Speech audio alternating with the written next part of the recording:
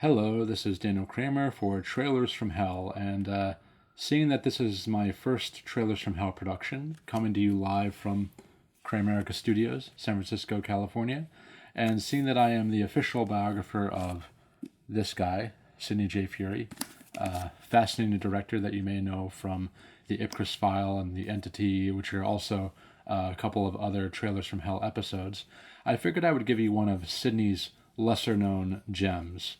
So from 1973, starring Billy D. Williams, Richard Pryor, and Gwen Welles, who is a stunning and stirring talent that you may remember from a number of 70s Robert Altman pictures, I give you Hit. These are the rich. To invoke the Blues Brothers, this film is quite literally a getting the band back together picture for much of the cast and crew involved.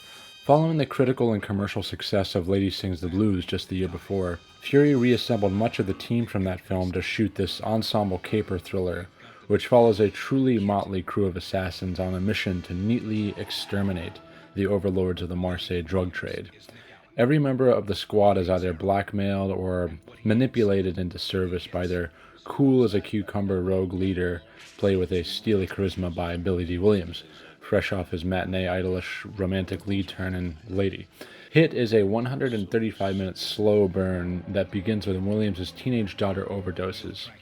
He breaks with his superiors as a government agent and forms his own ragtag army, a hit squad that is nothing if not idiosyncratic.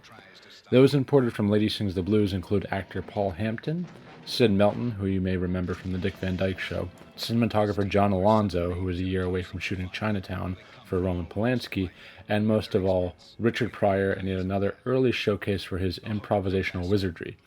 Furie provided Pryor a great deal of latitude in this role, just as he had in Lady Sings the Blues.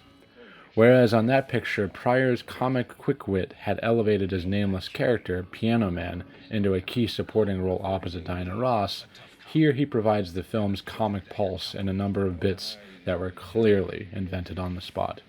In this trailer, they save him till later, and they don't let on too much about his shtick or his comic riffing, but his presence was likely to get audiences to lump Hit in with the other blaxploitation picks being made at the time. Pryor, by the way, would also appear in The Mac with Max Julien this same year. What's really interesting about Hit, though, are its narrative and editorial rhythms. Like I said, it's a slow burn, and the grand majority of it is purely character-driven. When the action does combust or explode on the screen, it's done with either a ragtag take-it-to-the-streets aesthetic, or at a curious, almost objective remove from the action. It's a fascinating choice, I think. One particular killing in this film is seen entirely in a sustained long shot. Furie was enamored with long takes around this time, and he'd play with that inclination further in Sheila Levine is Dead and Living in New York. On the subject of run and gun, the crew often was put in the position of grabbing and sometimes even stealing certain shots.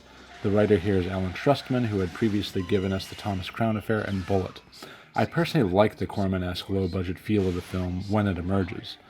It feels like a film that Furie and his crew shot quietly and without too much interference, and he admits he'd never get away making the same movie again today. I recommend the film, and I like it a great deal.